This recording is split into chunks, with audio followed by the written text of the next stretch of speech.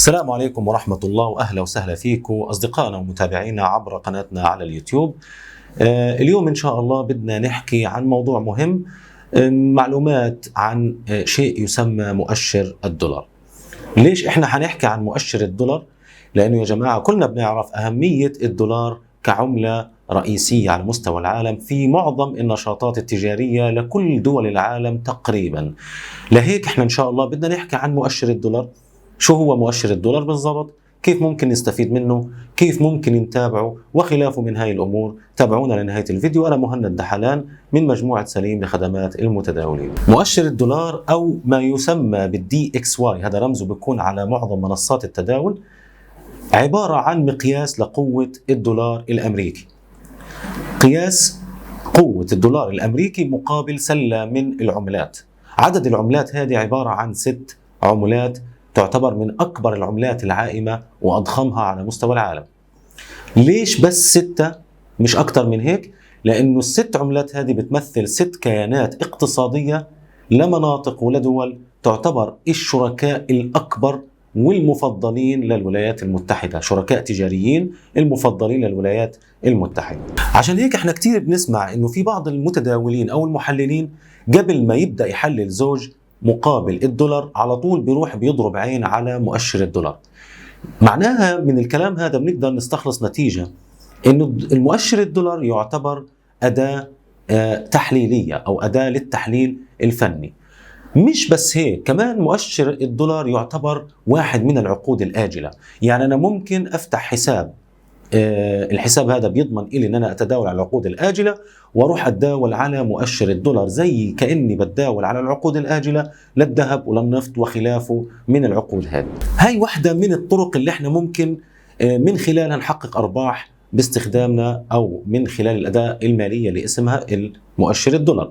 لكن في طرق أخرى ممكن نستفيد منها بتكون بشكل أفضل، ممكن بشكل أسرع، أو حتى كمية الأرباح بتكون أفضل، وهي إنه نتداول يعني على الدولار استنادا لقراءات مؤشر الدولار مقابل العملات اللي داخل هذا المؤشر اللي تعتبر جزء من هذا المؤشر. طب شو هي العملات هذه؟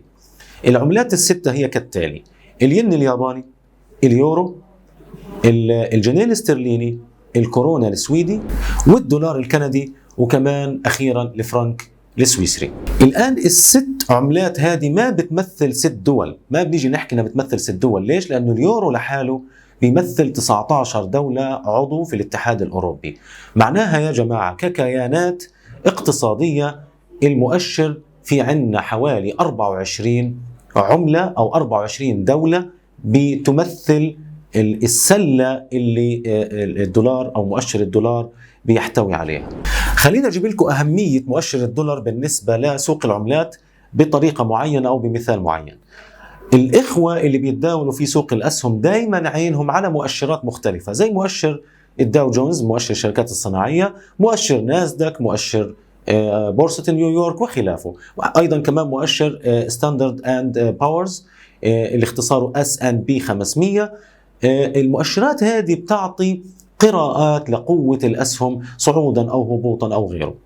كذلك الأمر لما احنا بدنا نتداول في سوق العملات إجمالا لازم ناخذ في عين الاعتبار قوة الدولار. إيش يعني؟ يعني لازم نحط عيننا على مؤشر الدولار اللي بيتحكم قراءته، بتعطينا مش بتتحكمه بس، بتعطينا توقعات ممكن يعني بدرجة كبيرة تصيب لقوة الدولار، وبالتالي الأزواج المقترنة بالدولار نقدر نتوقع اتجاهاتها إذا كانت بالصعود أو الهبوط. لو بدنا نسأل سؤال، هو العملات اللي تعتبر جزء من سلة العملات داخل مؤشر الدولار، هل كلها بنفس التأثير أو هل كلها يعني تحصل على نفس النصيب من داخل المؤشر؟ طبعا الإجابة قطعا لا. اليورو لحاله بيمثل تقريبا 58% من مؤشر الدولار. في المرتبة الثانية مباشرة الين الياباني اللي بيمثل تقريبا 14%. عشان هيك احنا بنلاقي انه اليورو لحاله يمثل أكثر من نصف ثقل مؤشر الدولار.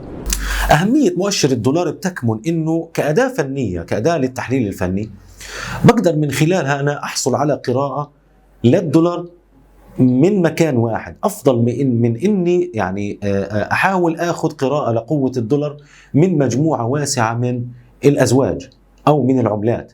لكن في مكان واحد فقط وبأداة واحدة فقط بقدر أخمن الدولار كيف حيكون سلوكه مقابل سلة العملات هذه. تاريخيا مؤشر الدولار تم تأسيسه سنة 1973 وكانت قيمته أو قراءته 100، يعني بلشت قراءة المؤشر من عند 100. لو نزلت أو قراءة المؤشر أعطتنا أقل من 100 معناها إنه الدولار بيخسر جزء من قوته، وبالتالي يعني حيعطي تأثير على أزواج العملات المقترنة بالدولار.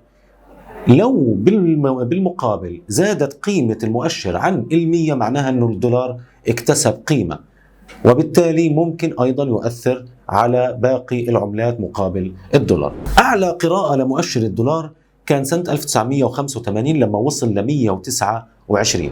أدنى قراءة تم تسجيلها من خلال المؤشر كانت تقريبا 70.5. مرة أخرى بأكد أنه قيمة المؤشر إذا ارتفعت معناها أن الدولار اكتسب قيمة، اكتسب قوة أمام العملات الأخرى. لكن إذا كان العكس معناها أن الدولار بيفقد قيمة، وبالتالي حتهبط قيمته مقابل العملات الأخرى. على سبيل المثال لو كان اليوم قراءة المؤشر 100، بكرة أو بعد فترة من الزمن صارت 120، معناها أنه زادت قوة الدولار بنسبة 20%. وكذلك لو نزلت لعند 80 معناها أنه خسر من قيمته تقريبا 20% أمام العملات الأخرى. وبهيك أصدقاء المتابعين والمتداولين قدرنا نعرف معلومات أساسية مهم نعرفها عن مؤشر الدولار، ومهم أكثر كمان نعرف كيف نبني قراراتنا داخل سوق الفوركس بناء واستنادا على قراءات المؤشر. المؤشر مهم جدا، ممكن نتداول عليه من خلال العقود الآجلة، أو ممكن نستخدم قراءاته في توقعاتنا للأزواج، أزواج العملات في المستقبل كيف حتكون سلوكها سواء كان صاعدة أم هابطة. كان معكم مهند دحلان من مجموعة سليم لخدمات المتداولين. بشكركم على متابعتكم، والسلام عليكم ورحمة الله وبركاته.